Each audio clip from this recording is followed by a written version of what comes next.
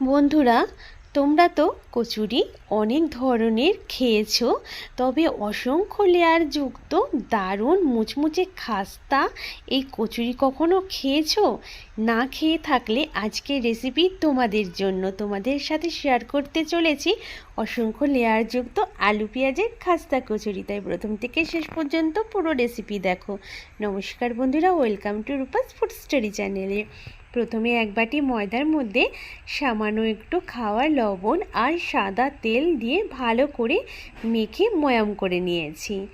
এবার ময়দার মধ্যে অল্প অল্প করে নর্মাল তাপমাত্রায় থাকা জল দিয়ে মেখে নেব। তা প্রথমে একবারে বেশি করে জল দিলে কিন্তু চলবে না, অল্প অল্প করে জল দিয়ে ময়দাটাকে ভালো করে আমাদের মেখে নিতে হবে। তা দেখো, আমি ময়দাটাকে এখানে কিন্তু খুব ভালো করে মেখে নিয়েছি।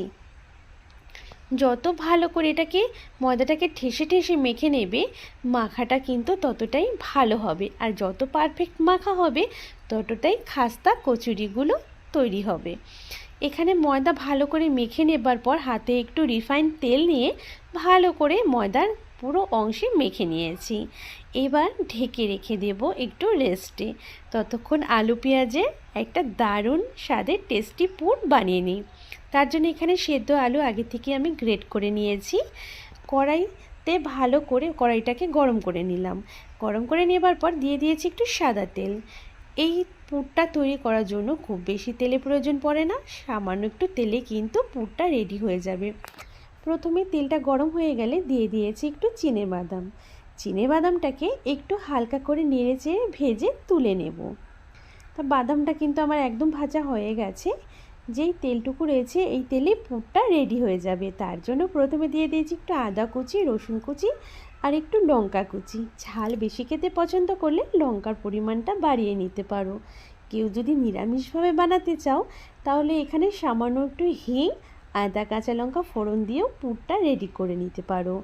দেখো, এখানে আদা, রসুন আর কাঁচা লঙ্কাটা একটু ভাজা করে নিয়েছি। তারপর দিয়ে দিয়েছি ছোটো সাইজের দুটো পেঁয়াজ কুচি। পেঁয়াজ কুচিগুলোকে খুব ভালো করে একটু নেড়েচেড়ে ভেজে নিচ্ছি। ভেজে নেওয়া হয়ে গেছে পেঁয়াজটাকে, খুব বেশি কিন্তু ভাজলে চলবে না। দিয়ে দিলাম স্বাদ অনুযায়ী লবণ, একটু হলুদ গুঁড়ো, একটু ম্যাগি মশলা আর এখানে দিয়ে দিলাম টমেটো সস। খুব সুন্দর করে পেঁয়াজের সাথে মশলাগুলোকে 2-1 মিনিট নেড়ে চেড়ে একটু কষিয়ে নিচ্ছি। তাতে কিন্তু আলু পুরটা খেতে দারুণ টেস্টি হবে। একটু কষিয়ে নেবার পরেই দিয়ে দিলাম গ্রেট করে রাখা সেদ্ধ আলু। পুরো আলু দিয়ে দিয়েছি। খুব ভালো করে মশলার সাথে নেড়ে চেড়ে মিশিয়ে নেব। খুব ভালো করে কিন্তু আলুটাকে মিশিয়ে নেব মশলার সাথে, যাতে কোথাও না একটু সাদা থাকে, তাহলে খেতে কিন্তু ভালো লাগবে না। তাই খুব ভালো করে নেড়ে চেড়ে আলুটাকে মশলার সাথে মিশিয়ে নিতে হবে। প্রথমে যে বাদামটা ভেজে রেখেছিলাম সেই বাদামটাকে হালকা করে একটু গুঁড়ো করে নিয়েছি। তাতে কি হবে, এই আলুর পুরটা খেতে আরও বেশি টেস্টি লাগবে। ছোট ছোট বাদামের কুচি মুখে পড়বে আর খেতে কিন্তু দারুণ লাগবে। তা খুব ভালো করে নেড়ে চেড়ে নিচ্ছি। আলুর পুরটা আমার একদম রেডি। চাইলে নামানো তোমাদের হাতের কাছে যদি একটু ধনেপাতা থাকে সেটাও দিতে পারো। তা দেখো, এখানে আলু পুরটা নামিয়ে ঠান্ডা করার জন্য রেখে দিলাম। আর এদিকে একটা বাটির মধ্যে আমি 2 চামচ কর্নফ্লাওয়ার আর সাদা তেল দিয়ে একটা ঘোল তৈরি করে নেব। আর এই ঘোলটা কিন্তু অবশ্যই প্রয়োজনীয় এই লেয়ারগুলো তৈরি করার জন্য। যদি হাতের কাছে তোমাদের কর্নফ্লাওয়ার না থাকে তার পরিবর্তে ময়দা দিয়েও করে নিতে পারো। এখানে যে ময়দাটা মেখে রেখেছিলাম খুব সুন্দর কিন্তু নরম হয়ে গেছে ময়দাটা। এবার আবারও 2-3 মিনিট একটু ভালো করে এটাকে ঠেসে ঠেসে মেখে নেব। মাখা কিন্তু যত পারফেক্ট হয়, যে কোনো লুচি, পরোটা বা কচুরি ততটাই কিন্তু পারফেক্ট তৈরি হয়। তা আবারও কিন্তু আমি খুব ভালো করে মেখে নিলাম। এবার এটা থেকে লেচি করে নেব। লেচিগুলো খুব বড়ও হবে না, আবার একদম ছোটও হবে না, মিডিয়াম সাইজ করে নিচ্ছি। দেখো, সবগুলো লেচি কিন্তু এইভাবে আমি বার করে নিয়েছি। তাই এবার লেচিগুলোকে হাতে করে গোল করে সবগুলো একইভাবে তৈরি করে নেব। হাতে করে গোল করে নিয়েছি লেচিগুলো। এবার একটা লেচি আমি বেলুন পিঁড়ির ওপরে নিয়ে নিয়েছি, আর বেলুন পিঁড়িটা আগের থেকে হালকা করে একটু তেল মেখে নিয়েছিলাম, সাদা তেল। এবার একটা গোল সাইজের রুটির মতো তৈরি করে নেব। একটু বড় করে রুটিটা তৈরি করে নিতে হবে আমাদের। আর মোটা রাখলে চলবে না, একটু পাতলা করে রুটিটাকে আমাদের বেলে নিতে হবে।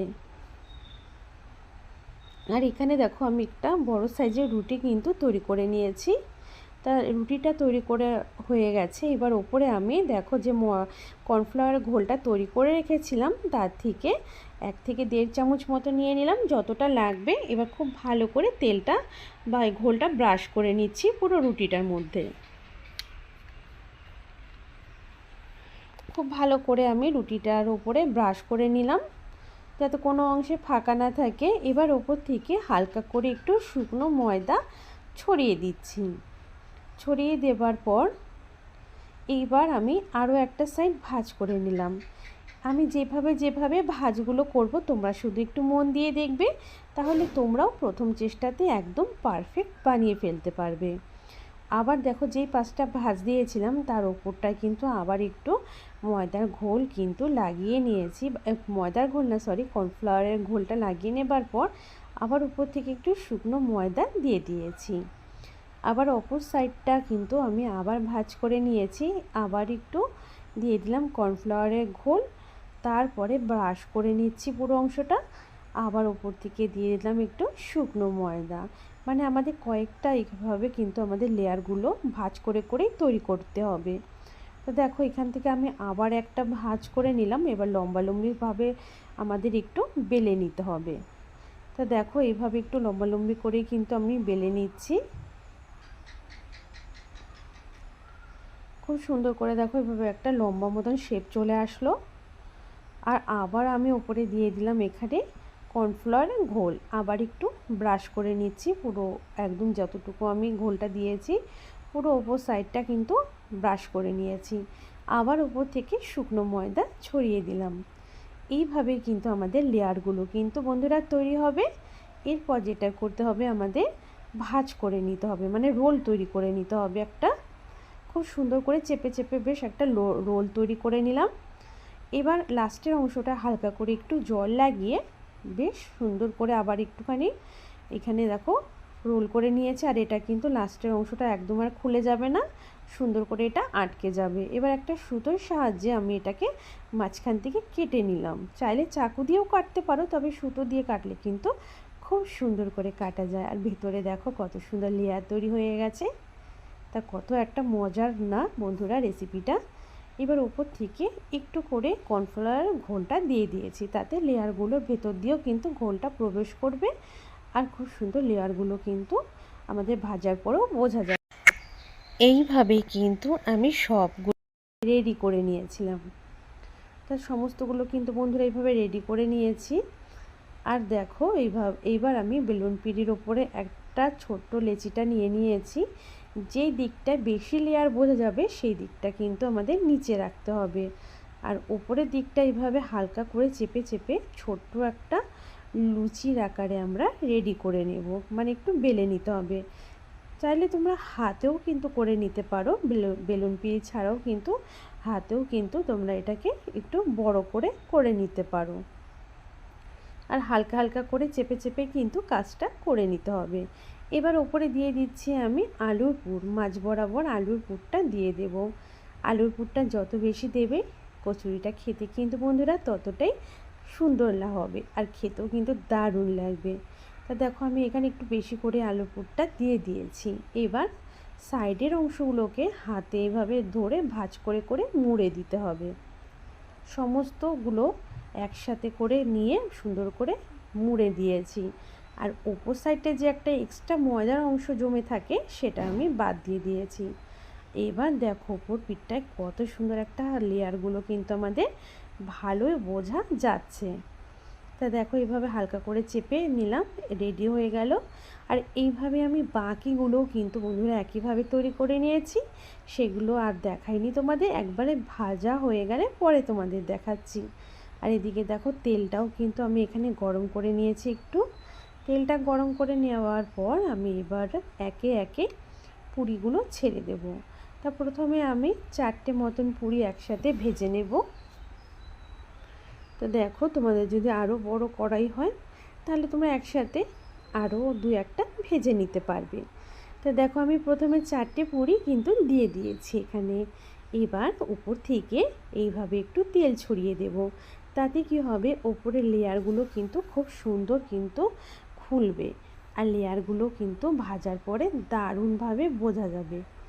এর জন্য উপর থেকে আমি গরম তেলটা একটু একটু করে ছড়িয়ে দিচ্ছি। এই দেওয়ার সাথে সাথে কিন্তু আমাদের উল্টে নেওয়া যাবে না। যতক্ষণ না নিচের দিকটা একটু ভাজা হচ্ছে ততক্ষণ পর্যন্ত কিন্তু এগুলো কিন্তু উল্টে নিলে হবে না। আর এগুলো ভাজার সময় কিন্তু বন্ধুরা অবশ্যই মিডিয়াম ফ্লেমে রেখে ভাজবে, তাহলে কিন্তু দারুণ খাস্তা তৈরি হবে আমাদের কচুরিগুলো। আর যদি হাই ফ্লেমে প্রথমেই ভেজে নাও তাহলে কি হবে, এগুলোর সাথে সাথে ভাজা হয়ে যাবে, ওপরটা লাল হয়ে যাবে, আর এগুলো কিন্তু খাস্তা তৈরি হবে না। ভাজার কিছুক্ষণ পরে দেখবে নরম হয়ে গেছে। তাই অবশ্যই মিডিয়াম ফ্লেমে রেখে এগুলোকে ভাজবো আমি একটু হাতে সময় নিয়ে, তাতে কচুরিগুলো খুব খাস্তা হবে। এবার কিন্তু আমি একটু যখন দেখব নিচের অংশটা একটু কালার চলে এসেছে, তারপরে কিন্তু আমি এগুলোকে একে একে কিন্তু উল্টে দেব। তা দেখো এইভাবে কিন্তু আমি অনবরত কিন্তু এগুলোর ওপরে কিন্তু দিয়ে দিয়েছি গরম তেল, তাতে কিন্তু উপর সাইডটাও একটু হালকা ভাজা হয়ে আসবে। এবার একে একে এগুলোকে উল্টে দেব। তা দেখো প্রত্যেকটাকেই কিন্তু নিচের দিকটা বেশ সুন্দর, দেখো হালকা সুন্দর রং ধরে এসেছে। এবার কিন্তু আমি এগুলোকে বন্ধুরা উল্টে দিচ্ছি। আর আজকে রেসিপি দেখে ভালো লাগলে প্লিজ বন্ধুরা একটা লাইক করে দিও। কেউ লাইক না করে যেও না, অনেকেই আছে বন্ধুরা ভিডিও দেখো কিন্তু লাইক করো না। তা প্লিজ তোমাদের বলছি একটা লাইক করে দিও। আর দেখো যখনই আমার আবার নিচের দিকটা একটু কালার হবে তখনই আবার উল্টে দিতে হবে। খুব বেশিক্ষণ ধরে কিন্তু আবার নিচে অংশটা রেখে দিলে পুড়ে যাবার সম্ভাবনা থাকবে, তাই বারে বার এগুলোকে উল্টে পাল্টে আমাদের আমাদের ভেজে নিতে হবে। এইভাবেই দেখো বন্ধুরা আমি এগুলোকে উল্টে পাল্টে বেশ সুন্দর করে কালার করে ভেজে নিয়েছি। তোমরা চাইলে আরও কড়া করেও ভেজে নিতে পারো, যেরকম কালার তোমাদের পছন্দ হয়। তা দেখো আমি এবার পরেরগুলো কিন্তু ভেজে নেব। এবার আমি একসাথে 5টা মতন ভেজে নেব। তা কড়াইতে এগুলোকে দিয়ে দিয়েছি, আর ওপর থেকে একইভাবে একটু একটু করে গরম তেল আমি ছড়িয়ে দেব, তাতে উপরে লেয়ারগুলো খুব সুন্দর করে খুলে যাবে, আর ভাজার পরে খুব সুন্দর বোঝা যাবে। যখন দেখব নিচের দিকটায় একটু কালার চলে এসেছে তারপরে কিন্তু এগুলোকে উল্টে দিয়েছি বন্ধুরা আমি। এগুলোকেও ঠিক একইভাবে মিডিয়াম ফ্লেমে রেখে মুচমুচে করে ভেজে নেব।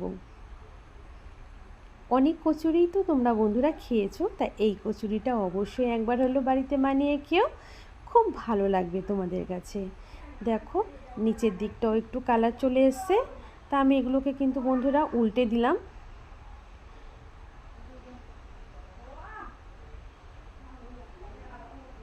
দেখো এগুলোকেও কিন্তু কত সুন্দর করে আমি উল্টে পাল্টে এগুলোকেও সুন্দর করে কালার করে ভেজে নিয়েছি, আর দেখতে কতটা লোভনীয় হয়েছে। ভাজার পর দেখো আমি প্লেটে সাজিয়ে নিয়েছি, যে কটা প্লেটে ধরেছে। আর দেখো কত সুন্দর মুচমুচে আর খাস্তা হয়েছে, এগুলো কিন্তু দেখেই বোঝা যাচ্ছে। আর লেয়ারগুলো কিন্তু বন্ধুরা খুব সুন্দর করে বোঝা যাচ্ছে ভাজার পরেও। দেখো লেয়ারগুলো কিন্তু একদম নষ্ট হয়ে যায়নি বন্ধুরা, দেখো লেয়ারগুলো কত সুন্দর লাগছে দেখতে। আর এরকম অসংখ্য লেয়ারযুক্ত কচুরি বন্ধুরা তোমরা অনেকেই কিন্তু খাওনি, তাই একবার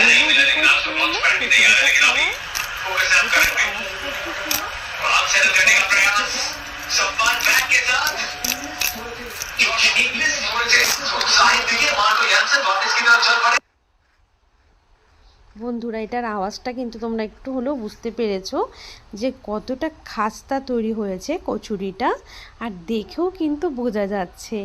এগুলো যদি আমি হাই ফ্লেমে ভাজতাম তাহলে কিন্তু এরকম খাস্তা থাকতো না, ভাজার একটু পরে কিন্তু নরম হয়ে যেত কচুরিগুলো। আর এরকম কচুরি দিয়ে শুধুমাত্র একটু হাতের কাছে টমেটো সস থাকলেই আর কোনো কিছুর প্রয়োজন পড়বে না। হঠাৎ করে বাড়িতে কেউ যদি বেড়াতে আসে সেই সমস্ত গেস্টদেরও তুমি বানিয়ে খাওয়াতে পারবে। চাইলে তোমরা স্কুল কলেজে টিফিনেও দিতে পারো, সন্ধ্যের টিফিনেও কিন্তু এই রেসিপিটা তৈরি করলে দারুণ আড্ডা জমে যাবে। আর বাড়ির ছোট থেকে বড় সবাই ভীষণ পছন্দ করবে। একবার নয়, বারবার বানিয়ে দেওয়ার জন্য রিকোয়েস্ট আসবে। তাই আজকের আমার এই রেসিপিটি, এই খাস্তা কচুরি রেসিপিটি যদি একটু ভালো লেগে থাকে তোমাদের কাছে, প্লিজ একটা লাইক করে দিও। রেসিপিটা আরও অন্যান্য বন্ধু, নিজেদের ফ্যামিলি ফ্রেন্ডের মাঝেও একটু বেশি করে শেয়ার করে দিও। যদি নতুন বন্ধু হয় চ্যানেলটা সাবস্ক্রাইব করে নিও। আর অবশ্যই আমার সাথে থেকো, পাশে থেকো। আবার নতুন রেসিপি